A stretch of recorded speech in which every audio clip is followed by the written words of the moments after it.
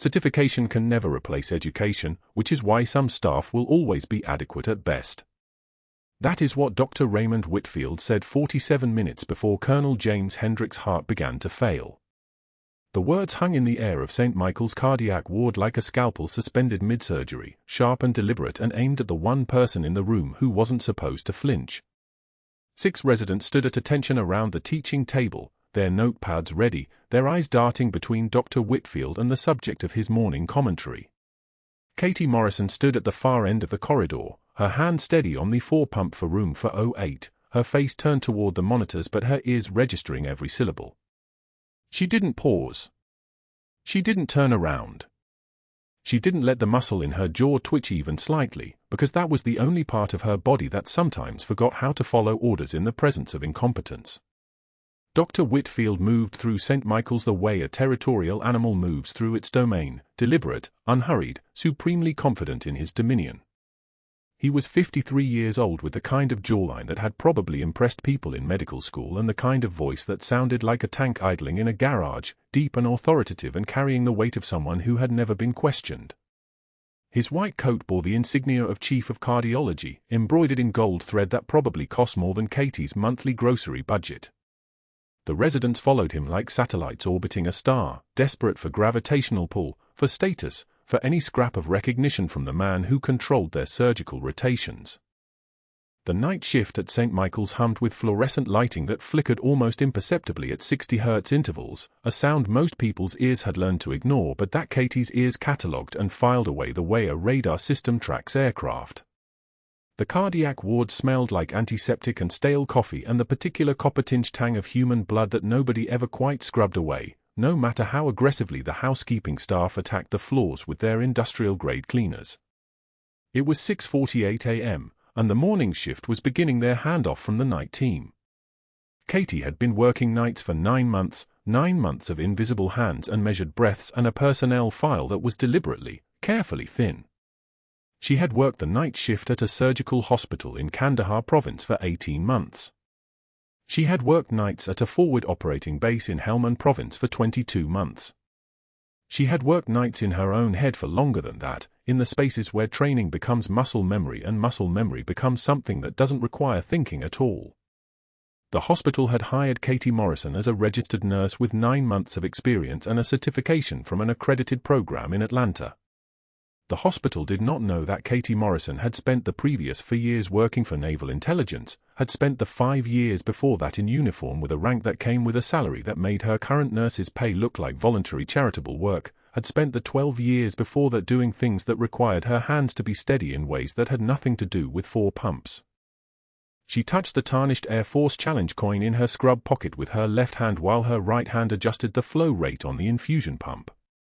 The coin was worn smooth from handling, from fingers brushing across it in moments of extreme concentration, from being held in a closed fist during operations that had no name and no official record. The coin bore the insignia of a unit that no longer existed in any official capacity, had been struck from shrapnel and aircraft wreckage by a demolitions expert who had died in Marja 3 weeks before Katie had been extracted. Nobody at St. Michael's knew the coin was there. Nobody at St. Michael's knew why a night shift nurse would have a military commemorative item in her scrub pocket. Nobody asked Katie Morrison personal questions. Nobody cared enough to ask. Dr. Whitfield's voice carried down the corridor toward the ICU beds, his tone shifting from professorial to something sharper, something with teeth. He was discussing a patient's care protocol, something about proper adherence to hierarchical decision-making structures, about how certain staff members seemed to think they could suggest alternative diagnostic pathways during his grand rounds. His eye swept across the gathered residents and landed for precisely 2 seconds on Katie, who was still standing at the pump with her face turned toward the monitor screen, her hands moving with a kind of mechanical precision that suggested she hadn't heard a single word. Room for 12 contained Colonel James Hendricks, 71 years old, admitted for days prior with what the chart described as stable cardiac irregularities requiring monitoring and potential pharmaceutical intervention. He had been a decorated pilot, had flown F-16s during operations that were classified at levels Katie didn't bother trying to access anymore. He was sleeping when she wheeled his monitoring chair past the nurse's station for his evening repositioning, his breathing shallow and regular, his right arm resting across the hospital blanket in a way that exposed his inner forearm. She noticed the faded ink at 11:43 p.m. during the evening rounds. Names on forearms were military tradition in certain circles, the kind of circles that knew what happened when comms went down and you couldn't rely on anyone to come looking for you. The faded ink read in blocky letters that had been stenciled there maybe a decade ago, Morrison. It was partially obscured by age and sun exposure and the kind of wear that came from a man who had spent significant time outdoors in high-altitude locations. Katie adjusted his fur blanket without changing the rhythm of her breathing, her fingers moving with the kind of practiced grace that a surgeon would recognize, and Colonel Hendricks opened his eyes for just a moment. He smiled vaguely, the smile of a man who was medicated and tired and responding to a pleasant sensation without engaging the parts of his brain that required actual consciousness. His eyes were the color of a storm rolling across the Atlantic, gray-blue, and distant and holding no recognition whatsoever. He had no idea that the quiet night nurse adjusting his blanket had carried him 3 miles through enemy fire in Marja, had kept him alive when the dust storms made visibility 2 meters and the rounds were coming from 3 directions.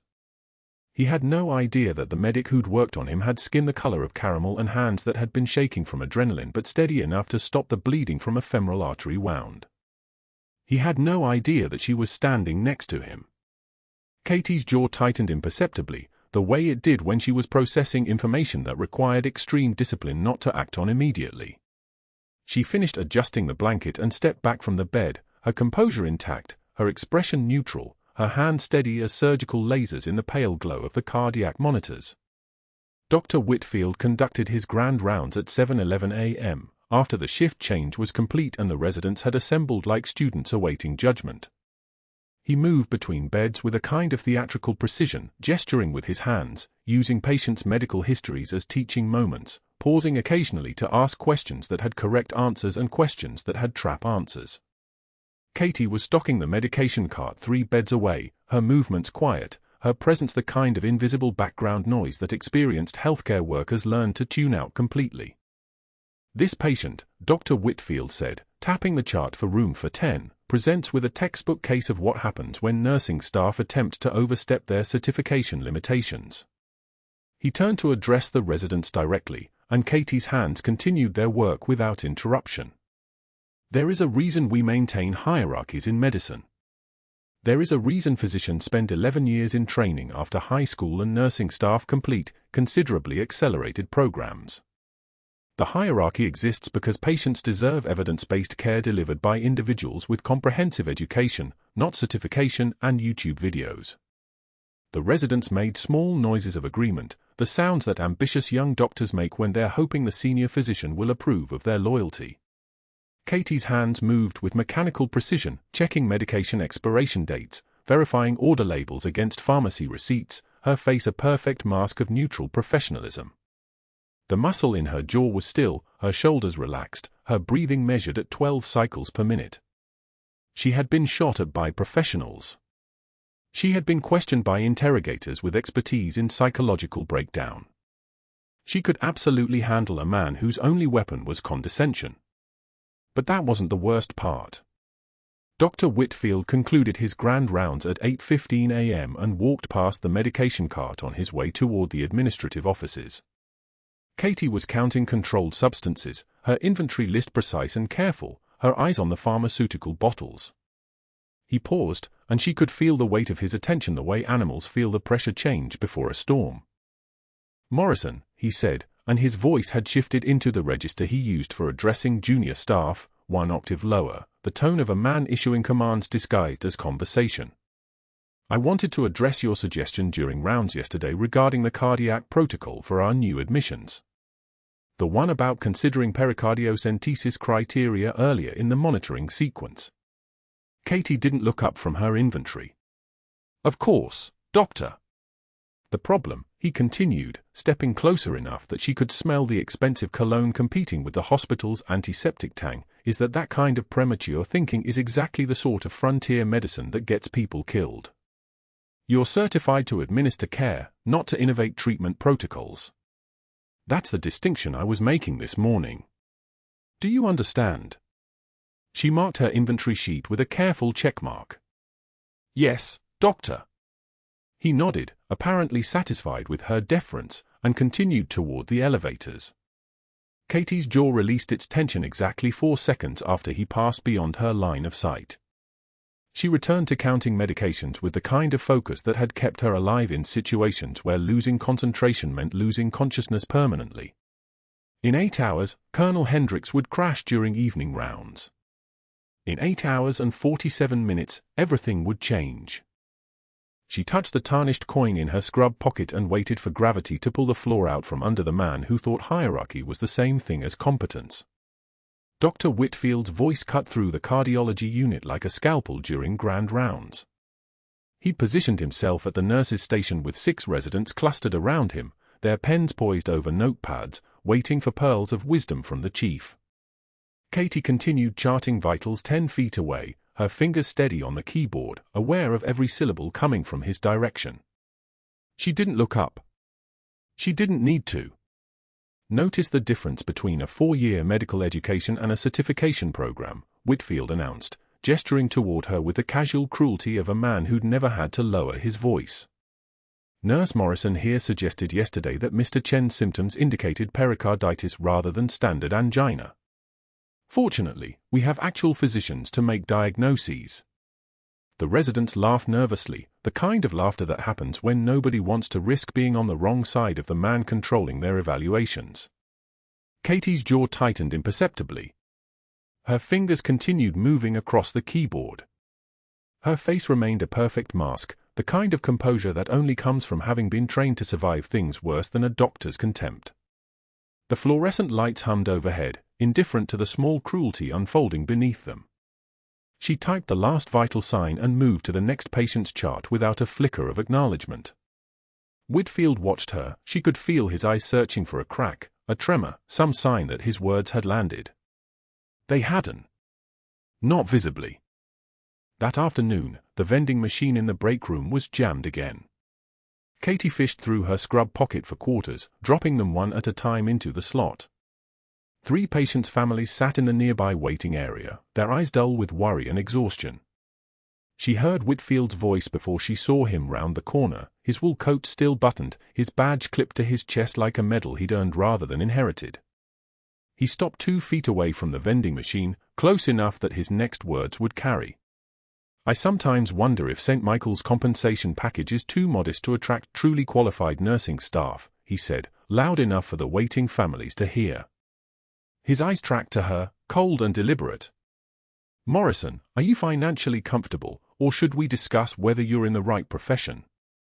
The silence that followed was the kind that reveals character. Katie met his eyes for exactly 2 seconds. Her face remained blank. I'm fine, doctor. Her voice was steady, professional, the voice of someone who had learned long ago that showing pain only gave people permission to inflict more. She retrieved her energy drink from the vending machine and returned to her station.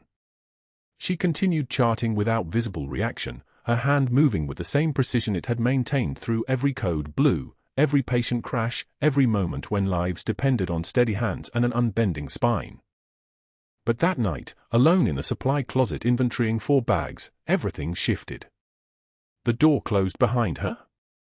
The fluorescent light flickered once and steadied. Katie's eyes closed. Her breath came in controlled measures, 4 counts in through her nose, 4 counts out through her mouth. The same breathing technique she'd learned in a small forward operating base in Marja, 7,000 miles away, when the world was nothing but dust and gunfire and the weight of soldiers who depended on her hands to keep them alive. Her jaw unclenched slowly. Her shoulders dropped half an inch. The mask stayed on her face, but inside, something ancient and exhausted acknowledged the cost of keeping it there. The final humiliation arrived during evening medication rounds. Whitfield stopped her outside Colonel Hendricks' room, his voice low enough that it seemed private but carried the weight of a public threat. The colonel lay in his bed beyond the glass partition, his monitors casting a pale glow across his face.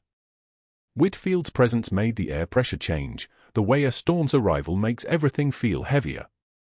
One more protocol deviation, Morrison, he said, his eyes holding hers with the precision of a man who'd practiced this exact moment. Just one. and you'll have a security escort to the parking lot. Do we understand each other?" Her nod was small, barely perceptible. "Yes, Doctor." Inside her scrub pocket, her fingers found the tarnished challenge coin, its edges worn smooth from 3 years of being touched in quiet moments. The metal felt cool against her skin. Outside, nothing showed. What they didn't know was already in motion. In her unmarked sedan parked 7 blocks away, encrypted phone technology lay dormant, waiting for her break. In a classified database maintained by Naval Intelligence, Katie Morrison RN's background had been constructed with surgical precision for years of nursing school records, employment history dating back 7 years, reference letters from people who didn't exist. Her real credentials lived in a different file entirely, one that would never appear in a hospital database. Master Chief Petty Officer, Combat Medic Specialist, JSOC certification, 3 deployments to Helmand Province. But those credentials were classified. Those medals were locked in a safety deposit box in Virginia. Those experiences were sealed behind an NDA signed in blood and witnessed by people she could never speak about. Colonel James Hendricks lay in room 412, his heart struggling to pump blood efficiently, his monitor showing a rhythm that looked normal on the surface but harbored a secret pathology. 3 years ago, in the mountains outside San Jin, that heart had belonged to a different man. Katie had been a different woman then, younger, still believing that rank mattered more than skill, that orders protected you from impossible choices. The colonel had taken shrapnel in his left shoulder and chest, his lung collapsing, his blood pressure dropping toward the point of no return. She'd carried him 3 miles through enemy fire, her medic pack strap cutting into her shoulder, his weight substantial and urgent against her back. She'd called in airstrikes on her own position to buy time for the medevac. She'd held him together with her hands and her voice and the unbending conviction that he would survive because she would not permit otherwise. He'd lived. He'd been evacuated. He'd been treated at Landstuhl and then transferred stateside. And he'd forgotten her face entirely. She knew this because she'd watched the recognition fail to arrive every single time she'd adjusted his fall line or checked his cardiac monitors. His eyes held the polite blankness of a man who'd seen 1,000 soldiers' faces blur together in the chaos of survival. No spark. No remembrance. Only the mechanical courtesy of a patient toward a caregiver. She wore the tarnished coin anyway, the one stamped with his unit designation, the one she kept pressed against her chest the way other people kept photographs. Muscle memory. Ritual. A reminder that some people you save will never know they were saved. But that wasn't the worst part. The worst part was that Whitfield had begun building his case with the precision of a man who understood institutional power the way other people understood breathing. She'd watched him call Gregory Hartman, the hospital board president and his former medical school roommate, over lunch at the Capitol Grill downtown. She'd seen the emails requesting her employment references from her nursing school. She'd noticed the sharp-eyed woman named Diane Chen who'd started shadowing her shifts with a clipboard, documenting every variation from standard protocol. The net was tightening. Katie could see it happening with the same clarity that a sniper sees distance, calculated, inevitable, already written into the ballistics of how things would fall. The encrypted phone would ring soon. Her handler would report that Whitfield's external calls were being monitored, that his building case against her was being tracked, that she was not actually vulnerable to hospital termination procedures because Naval Intelligence controlled several members of the board. But Katie couldn't act on that information. She couldn't defend herself without explaining her training. She couldn't justify her medical knowledge beyond what a standard nursing degree could account for. She couldn't reveal that her real education had occurred in field hospitals and combat zones, that her hands had learned precision under circumstances that no civilian training program could replicate. Breaking cover meant mission failure. It meant 9 months of embedded work dissolved. It meant putting the colonel at risk, because whoever wanted him dead enough to require intelligence protection would be watching for exactly this kind of breach. So she charted vitals with steady hands. She responded to physician orders with professional courtesy. She maintained the mask of the deferential nurse, the woman who asked permission before acting, who deferred to hierarchy even when hierarchy was incompetent. Only in the supply closet, with the door closed and the fluorescent lights humming their mechanical song, did she allow herself to breathe the way she'd learned in Marja. 4 counts in. 4 counts out. The trembling wasn't fear. It was restraint. It was the discipline of a Master Chief Petty Officer being compressed into the frame of a junior nurse. It was the weight of knowing who she was while pretending to be someone entirely different. And it was a burden that was about to become catastrophically heavier. The parking lot at St. Michael's was empty at 11:24 p.m., rain drumming against her windshield like fingers on metal, and Katie Morrison sat motionless in her nurse's scrubs with her hands at 10 and 2 on the steering wheel. Her phone, the encrypted one, the one registered to no one, sat on the passenger seat displaying a single line of text, "Sitrep on Hendricks. Medical assessment required. Acknowledge within 5 minutes." She picked it up with the deliberate care of someone handling ordnance. Her thumb moved across the keyboard, patient stable. Vitals within normal parameters. Cardiac monitoring ongoing. Cover maintained. The response came in 43 seconds.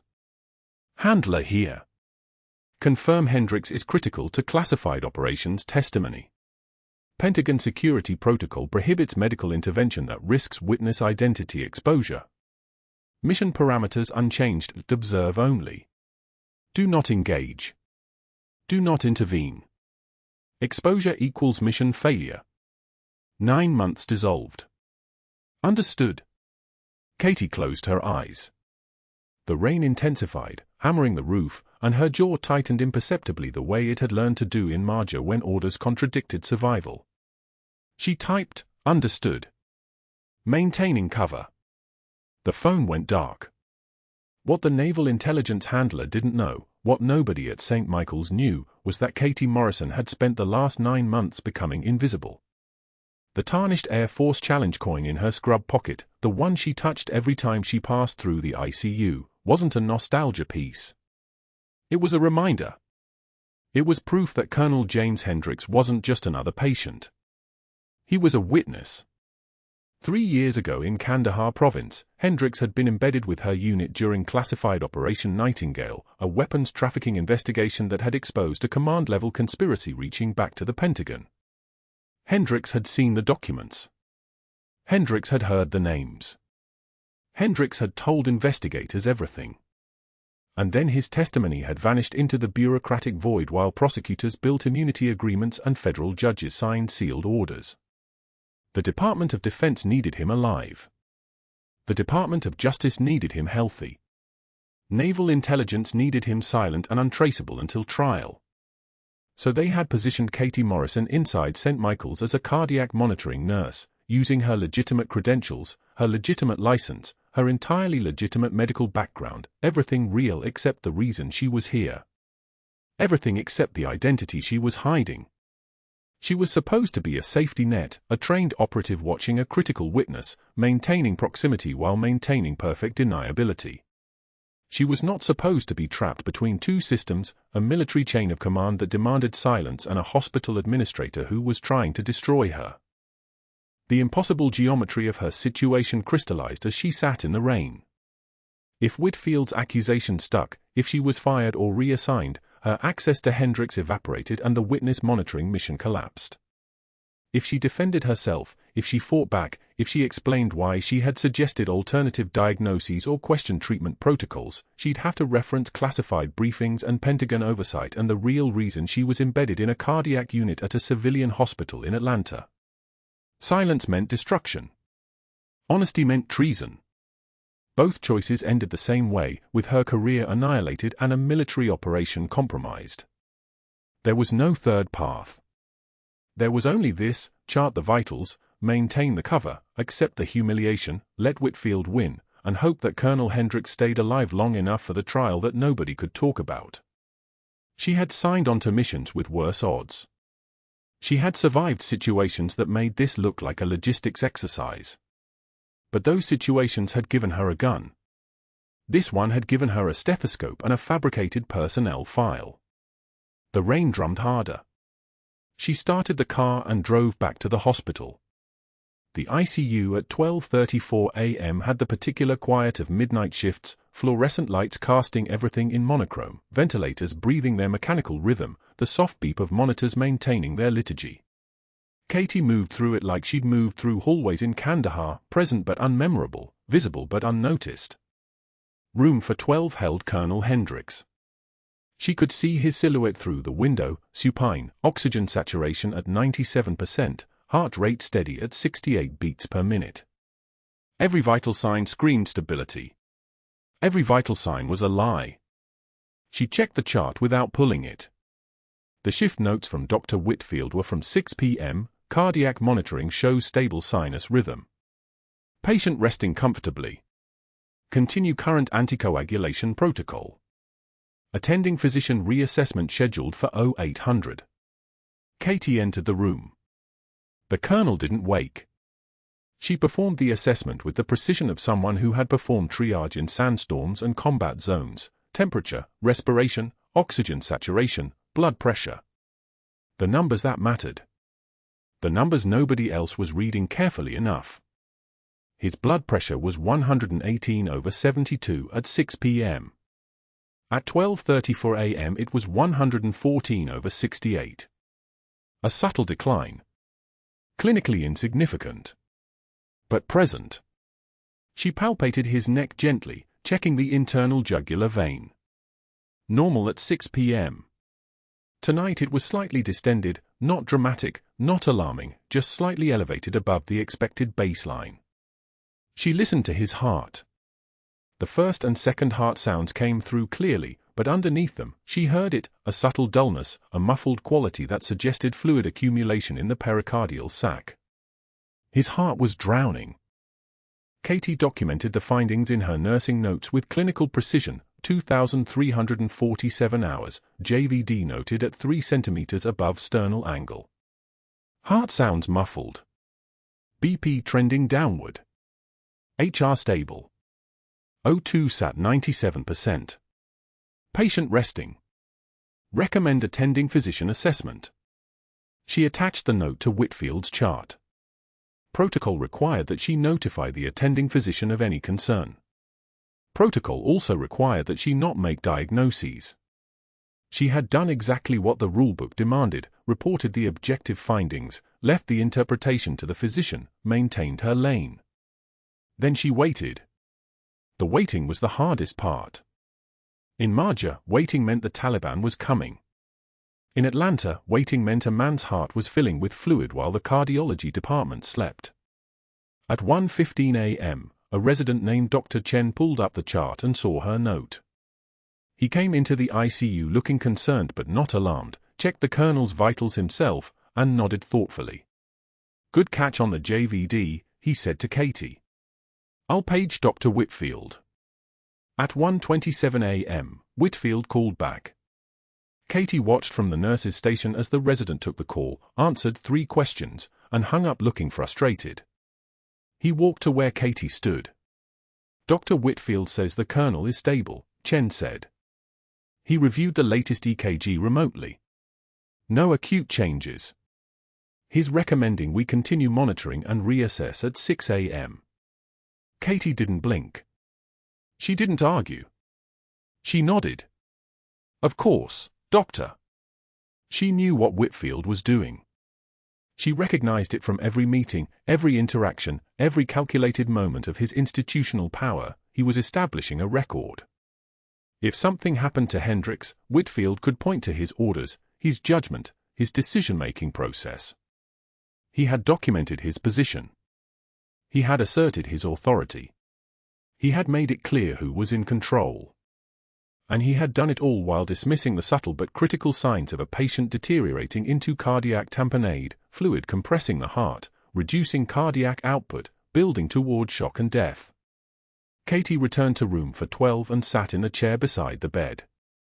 She would have been fired by now if Whitfield hadn't needed her for something else. At 2:19 a.m., the overhead intercom crackled, "Morrison to orthopedics. Morrison to orthopedics. Report to the 3rd floor immediately." It wasn't a request. It wasn't framed as a question. It was a command delivered in front of a dozen nurses and techs, making it clear that refusing would be visible insubordination. Whitfield was removing her from cardiac monitoring. He was reasserting dominance. He was making sure that if anything happened to Hendricks on the night shift, Katie Morrison would be 3 floors away when it occurred. She stood up from the bedside chair, took one long look at the colonel, his face peaceful, his eyes closed, his heart slowly drowning in its own fluid, and walked toward the elevator. Pain was information. Information was survival. The information she had gathered was being ignored. And she was being removed from the equation. The monitor screamed. Flat line. Not the kind of flat line you recover from in textbooks, the kind that means a man's pericardial sac is filling with blood like a balloon nobody punched holes in, and his heart is running out of room to beat. Colonel Hendricks' blood pressure had been creeping down all evening. Katie had watched it happen across 3 hours of her reassignment to the 3rd floor, caught glimpses of his room from the hallway while she retrieved supplies for patients she didn't care about, her hand steady while her focus remained 3 floors down in the cardiac unit where she wasn't supposed to be. 130 systolic. 110. 95. The kind of decline that whispers before it screams. It screamed at 6:38 p.m. The intercom crackled. Code blue, room for 12. Cardiac monitor strip, all personnel. Dr. Whitfield was leading rounds on the 3rd floor when the call came through. Katie heard his voice on the unit speaker, measured and dismissive, "I'll manage from here." Standard ACLS protocol. He was 20 seconds away. The elevator ride would take 45. Katie didn't hesitate. She didn't calculate odds or weigh consequences or think about her reassignment orders or the encrypted phone in her locker. Her hands moved before her brain caught up, muscle memory from a dozen field operations in Marja and Yemen, from trauma tents where decisions happened at the speed of thought. She was already moving, already down the stairs instead of the elevator, already pushing through the double doors of the cardiac unit where staff were assembling like confused residents waiting for an attending to tell them what to do. Room for 12 was chaos wearing the mask of procedure. The night shift nurse, Jennifer, a competent RN who'd never seen anything worse than an MI, was bagging oxygen into the colonel's slack lungs. 2 residents stood frozen at the monitor, watching the flat line scroll across the screen like a diagnosis of their own incompetence. Nobody was moving. Nobody was thinking. They were waiting for the man in the white coat who was still in an elevator somewhere, making his descent toward a problem he'd already decided he understood. Katie pushed past them. Didn't ask permission. Didn't wait for authorization. The colonel's chest was already prepped from his morning EKG, she could see the electrode adhesive still glistening on his ribs.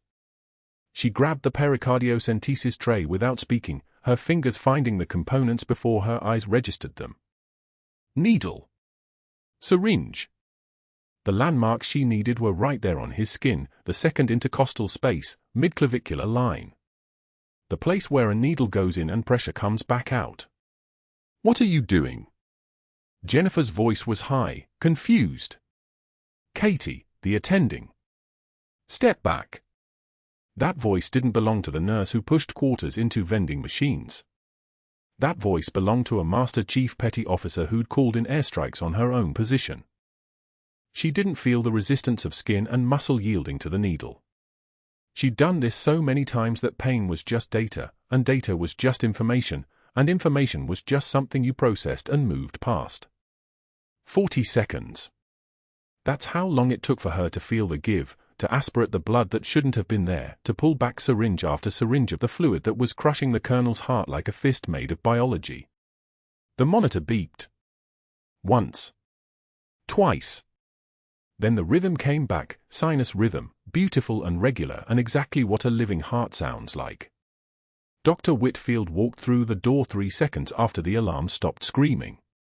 His face went white first, then a shade of red that looked like his blood pressure was trying to match the colonel's had been. He opened his mouth. Closed it. Looked at Katie standing there with the needle in her hand and the colonel's blood still wet on her gloves, and something in his expression shifted from confusion to calculation to pure, weaponized rage. "Dr. Whitfield, Jennifer started. Everyone out. Now. His voice was quiet. That was worse than if he'd screamed. Except you. He was looking at Katie. You stay. She pulled off her gloves. Disposed of the needle with the kind of precision that suggested she'd done this 1,000 times, which she had. The Colonel's oxygen was climbing 92%, 94, 97. Stable. Breathing on his own. The kind of alive that comes from someone knowing exactly what they were doing. Katie didn't defend herself. Couldn't. The mission parameters were clear: do not reveal your embedded status, do not explain your medical qualifications, do not under any circumstance break cover. She stood in that room while Dr. Whitfield's face cycled through colors that weren't found in nature, and she said nothing. 2 hours later, she was standing in the hospital administrator's office on the 7th floor. Gregory Hartman, the board president, sat behind mahogany that probably cost more than Katie's annual salary. Diane Chen from risk management was there with a folder thick enough to contain a patient's entire life history. Dr. Whitfield stood near the window, his expression arranged into something that looked like reluctant professionalism, like a man forced to report bad news about a colleague he cared for. The pericardiocentesis itself was technically sound, Diane was saying, tapping a page with her pen. The needle placement was, I'd admit, exemplary. But the protocol violations are clear. You had no attending present. You were under explicit floor reassignment, no cardiac unit access. You didn't wait for a superior's authorization.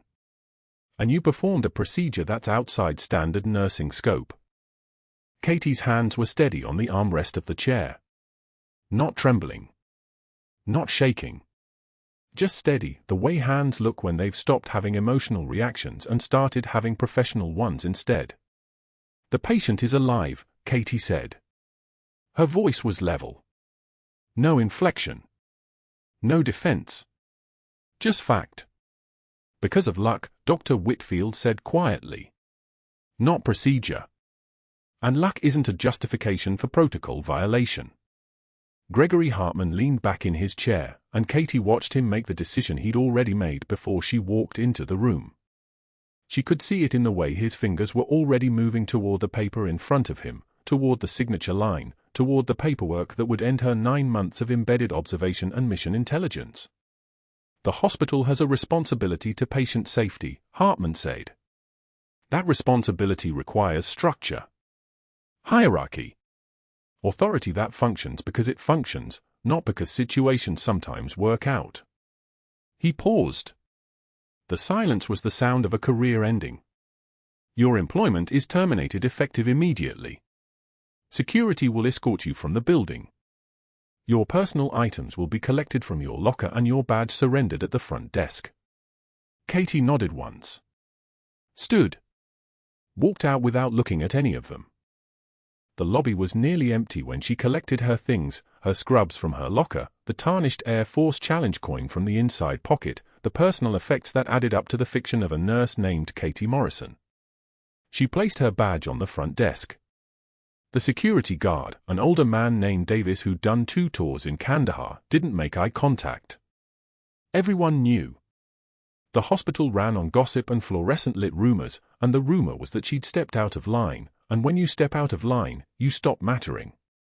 At 3 a.m., she was sitting in a booth at Rose's Diner on Ponce de Leon, the kind of place that never closed and never asked questions, where the coffee came in cups chipped from 100 years of hands holding them like life support.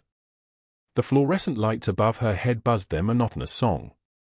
Her coffee had gone cold maybe an hour ago, and she was staring at her reflection in the dark window beside her booth, a woman in a t-shirt and jeans, ordinary and invisible and completely erased. Colonel James Hendricks was in a hospital bed, recovering because she'd known exactly where to put a needle. His tattoo with her name in faded ink was probably still on his arm. He would never know it was her. Never know that the woman who'd pushed quarters into the vending machine while he slept in room for 12 was the same woman who'd carried him 3 miles through enemy fire. Never know what she'd sacrificed to keep him breathing. And that was the mission. That was the point. Intelligence didn't announce itself. Warriors didn't need recognition. The quietest person in the room was often the one holding it all together. But sitting alone at 3 a.m. with cold coffee and the reflection of a woman she barely recognized, Katie Morrison understood that some sacrifices cost more than just a job. The noon broadcast flickered across the lobby television like a storm warning nobody wanted to read. Katie Morrison's military portrait filled the screen, not the exhausted night shift nurse in scrubs, but a decorated Master Chief Petty Officer in dress blues, her face sharper, her eyes holding the weight of decisions that couldn't be undone. The reporters spoke in hushed tones about a missing service member connected to a classified operation, about a decorated combat veteran whose disappearance had triggered a Pentagon investigation, about how the pieces suddenly fit together when the colonel's medical emergency made national news. A young airman visiting his sister in the cardiac ward stopped mid-stride. His coffee cup froze halfway to his mouth. Someone beside him whispered the name, not Katie Morrison, but something older, something from the mountains of Helm and Province, Reaper 6. The lobby went still. Not quiet. Still. The kind of stillness that happens when the room recognizes it standing next to something it shouldn't be able to see. A security guard who'd done 2 tours in Kandahar stepped forward, his voice steady but cracking at the edges. That's Master Chief Morrison. She held Marja for 16 hours. Alone. While we pulled the wounded out. His hands were trembling, but not from fear. From recognition. From remembering a voice over the radio calling in coordinates on her own position while enemy fire hammered the compound walls. The crowd thickened. A general in dress uniform had arrived to escort Colonel Hendricks through discharge, something about the timing, the precision, the way the Pentagon moved when it needed to move quietly. He read her record aloud, each line landing like a rifle round. Bronze Star. Silver Star. 2 Purple Hearts. And a Navy Cross. The medals cascaded out like ammunition being chambered, each one bigger than the last, the lobby absorbing them the way desert absorbs blood. She's the one who carried Colonel Hendricks 3 miles under fire, the general said.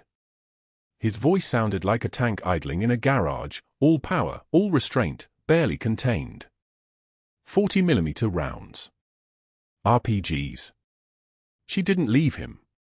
She carried a 210-pound Air Force colonel through terrain that should have killed them both, and she called in airstrikes on her own position to buy time. He paused.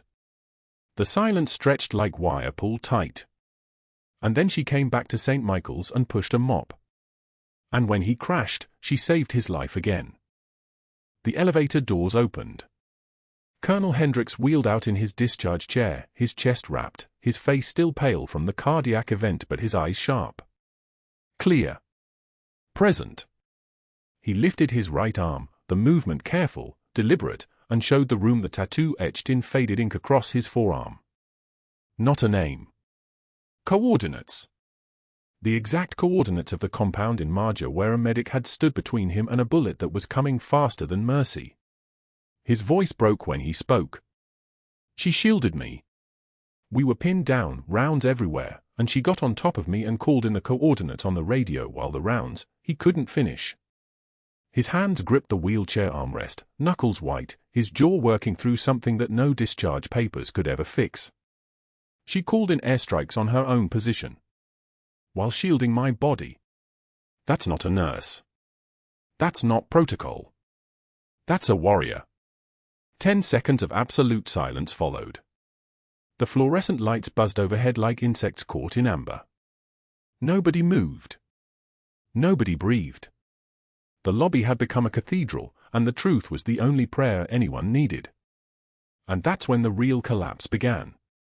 The hospital administrator, Gregory Hartman, stood frozen against the information desk, his face draining the way a patient does when you tell them the diagnosis is terminal. He'd trusted Whitfield. They'd gone to medical school together, shared drinks at the faculty club, built a reputation on hierarchy and protocol. Now that hierarchy was burning. By evening, Dr. Patricia Greenspan, Whitfield's own mentor from Johns Hopkins, a cardiologist whose name carried weight across 3 continents, released a public statement. Her words were precise and surgical. I am appalled and deeply ashamed that someone I trained could display such cruelty and professional arrogance toward a decorated war hero.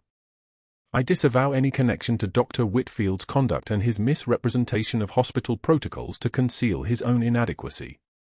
The statement went viral within 4 hours. 8,000 shares.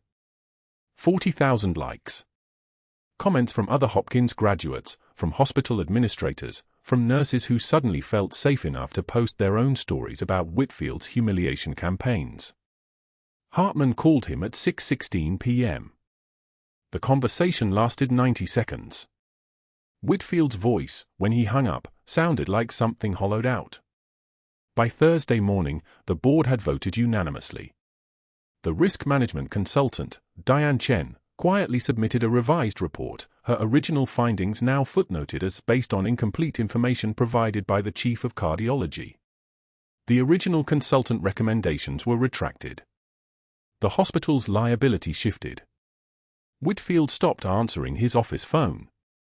The residents who'd laughed at his grand rounds jokes now avoided the hallway when he walked it.